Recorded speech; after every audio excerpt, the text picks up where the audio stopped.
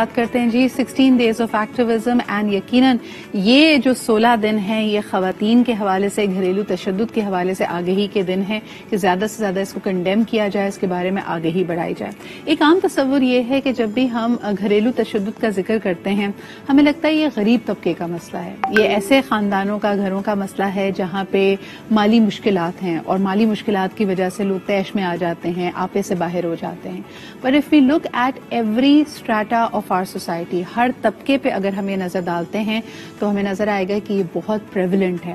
اور شاید آپ کے گھر زیادہ بڑے ہیں، کشادہ ہیں، مالی مشکلات نہیں ہیں، لیکن جو مینٹل ہمارا جو مائنڈ سیٹ ہے، ہمارے جو ایٹیٹیوڈس ہیں وہ ہمارے معاشرے کی ہر خاتون کو ولنریبل بناتے ہیں۔ اور نہ صرف خواتین، اب تو میرے خیال میں ہم کانفرنٹیشن کے اس نہج پہ پہنچ چکے ہیں جہاں پہ بچے، بزرگ اور یہاں تک کہ مرد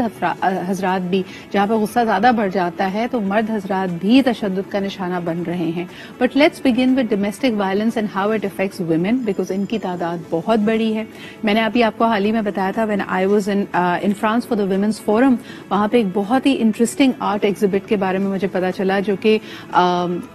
کیرن گولڈسٹین آرگنائز کرتی ہیں۔ She is an Israeli artist and what she does is کہ she has a moving installation of art going around جس کا نام ہے شی از گون، اور یہ بڑا ایک ہارٹ رینچنگ ہوتا ہے۔ They had a display there as well کہ وہ لوگ جو ہمارے لیے صرف اعداد و شمار ہیں، یعنی صرف نمبرز کی بات کی جاتی ہے کہ جی ایکس نمبر آف خواتین، یعنی اتنی خواتین گھریلو تشدد کی وجہ سے جان سے ہاتھ دھو بیٹھی، بٹ شی ایکچولی ہیڈ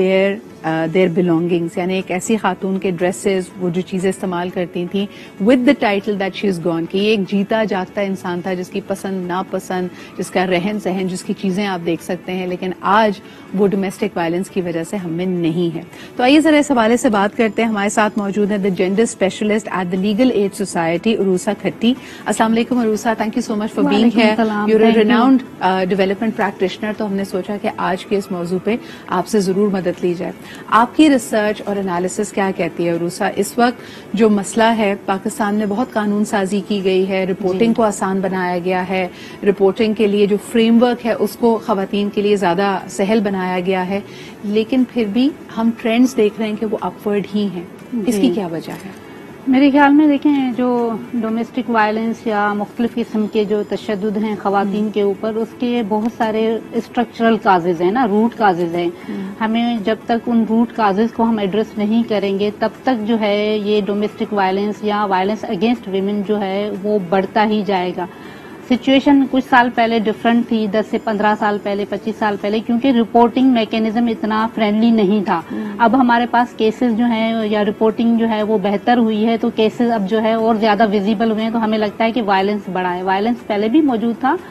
آج بھی موجود ہے، لیکن یہ ہے کہ خواتین میں تھوڑی بہت آگاہی ہے، لوگوں میں ادارے ہیں، قانون سازی ہوئی ہے، تو اب خواتین جو ہیں ان کو رپورٹ کرنا شروع کیا ہے انہوں نے، تو ہمیں لگتا ہے کہ یہ کیسز جو ہیں ابھی بڑے ہیں۔ لیکن عروسہ رپورٹنگ میں ہو سکتا ہے ہمارے پاس زیادہ کیسز آ رہے ہوں، لیکن اگر میں قانونی کارروائی کی طرف دیکھتی ہوں، ریٹ آف کنوکشن تو ابھی بہت لو ہے ہمارا۔ ہمیں نہیں نظر آتا کہ اس طرح کے جو مجرم ہیں، جو تشدد کرتے ہیں، جو ذہنی اور جسمانی کرب میں کسی کو مبتلا کرتے ہیں، یہاں تک کہ کسی کی جان لے لیتے ہیں، وہ کیفر کردار تک تو نہیں پہنچتے، انصاف تو پھر بھی نہیں ہوتا۔ ہاں دیکھیں، انصاف تک رسائی جو ہے وہ ہمارے ملک میں ایک بہت بڑا چیلنج ہے۔ اب اس میں جو غریب لوگ ہیں وہ بہت دفعہ، خاص کر خاتون جو وائلنس کا شکار ہوتی ہے، وہ بہت دفعہ سوچتی ہے کہ میں قانونی پروسیس میں کیسے جاؤں، کیونکہ پھر بھی اسے اس گھر میں ہی رہنا ہے، کیونکہ ایک خاتون جو ہے وہ ڈپینڈنٹ ہے اپنی فیملی کے اوپر، اس کی اپنی کوئی آمدنی نہیں ہے، وہ معاشی طور پہ اتنا مستحکم نہیں ہے کہ وہ باہر نکل کے کنفرنٹریشن میں جائے اور اپنے ہسبینڈ یا فیملی ممبر کے خلاف جو ہے کوئی کمپلین کرے۔ تو بہت سارے ایسے ریزنز ہیں جس کی وجہ سے جو ہے وہ خواتین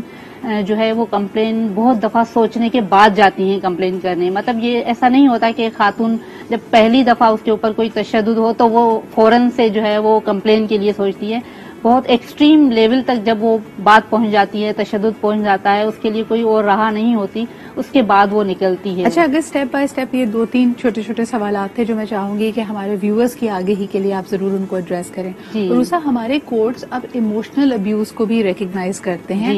ایز وائلنس، ایز ابیوز۔ مجھے بتائیں کہ اگر کوئی خاتون ذہنی تشدد کا شکار ہو رہی ہے تو وہ اس کو رپورٹ کیسے کرے، اور وہ اپنی جو رپورٹ ہے، اپنی کمپلین کو زیادہ مؤثر، زیادہ طاقتور کیسے بنائے؟ جی، اب دیکھیں ڈومیسٹک وائلنس کا ایک پورا قانون موجود ہے نا۔ اس سے پہلے تو emotional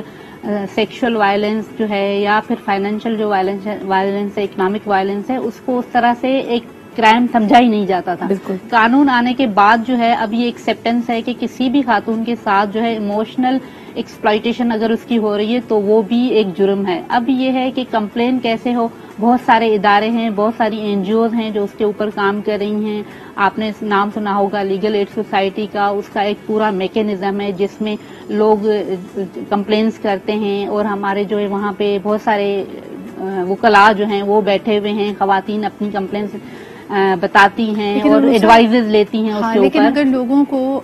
top of the mind پتا ہو، یعنی مجھے تو کبھی کبھار یہ لگتا ہے کہ ایموشنل ابیوز کہ ہم اتنے عادی ہیں یا اس سے اتنی ہماری ناواقفیت ہے کہ اگر کوئی اس کا شکار ہو بھی رہا تو اس کو پتا بھی نہیں ہوتا کہ وہ ایموشنلی ابیوز ہو رہا ہے۔ مثال کے طور پہ اگر آپ کی موومنٹ کو کرٹیل رکھا جا رہا ہے، اگر آپ کو ہر وقت یہ خدشہ ہے کہ آپ پہ ہاتھ اٹھایا جا سکتا ہے، ہر وقت ایک گھر میں ٹینشن کا، چیخ چلا کا ماحول ہے، اگر آپ کی شخصی آزادی نہیں ہے کہ آپ کیا پہن رہی ہیں، کدھر جا رہی ہیں، آل آف دس، یا اگر آپ کو کوئی سائلنٹ ٹریٹمنٹ بھی دیتا ہے، اگر آپ سے بالکل خاموشی اختیار کر لی جائے اور آپ کو دیکھ کر اندیکھا کیا جائے، یہ سب چیزیں ایموشنل ابیوز میں آتی ہیں۔ وہی والی بات کہ اس کو رپورٹ کیسے کریں؟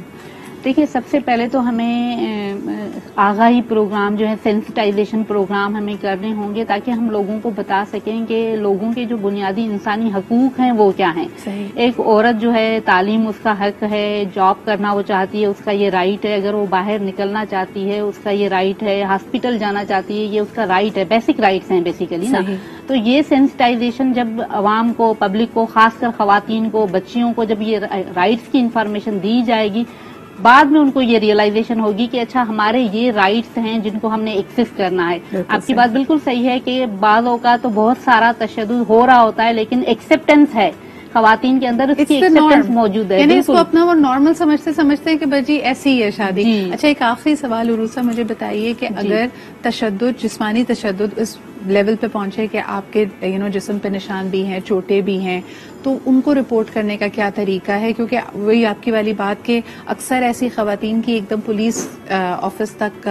رسائی نہیں ہوتی، تو کمپلین کرنے کا کیا طریقہ ہے؟ دیکھیے، بہت سارے ادارے ہیں، بہت ساری NGOs ہیں جو ویمن رائٹس کے اوپر، جینڈر بیسڈ وائلنس کے اوپر کام کر رہی ہیں۔ ان کے جو ہے ہیلپ لائن نمبرز ہیں۔ ایک ہیلپ لائن نمبر میں یہاں پہ پبلک کی انفارمیشن کے لیے بھی شیئر کر دیتی ہوں جو لیگل ایڈ سوسائٹی کا ہے، جس میں 0800 70806 نمبر ہے۔ اس کے اوپر بھی آپ چلیں، پولیس اسٹیشن نہ جائیں وہاں پہ، کیونکہ پولیس اسٹیشن کا ماحول بھی اتنا ویمن فرینڈلی نہیں ہے۔ خاتون جو ہے 10 دفعہ سوچتی ہے کہ میں تھانے کیسے جاؤں، اس کے اپنے مسئلے ہیں۔ تو اگر اس نمبر کے اوپر بھی خواتین کمپلین کرنا شروع کرتی ہیں تو ایٹ لیسٹ ان کو کچھ نہ کچھ ضرور سپورٹ ملے گی۔ ایبسلیوٹلی، یعنی ایٹ لیسٹ آپ کو کاؤنسلنگ، آپ کی سنوائی ہوگی، آپ کو ایک اچھی صلاح، ایک اچھا مشورہ مل سکتا ہے۔ بہت بہت شکریہ عروسہ کھٹی ہمارے ساتھ موجود تھیں، ڈیولپمنٹ پریکٹیشنر۔ دیکھیے جی، ہمارے ارد گرد ہی ایسی بہت ساری کہانیاں ہیں، ظلم کی داستانیں ہیں، اینڈ سم ہاؤ ہم یہ کسی اور کا ذاتی مسئلہ سمجھ کر اس میں انٹروین نہیں کرتے، مگر یہ وقت ہے ہر اس مظلوم کے لیے کھڑے ہونے کے لیے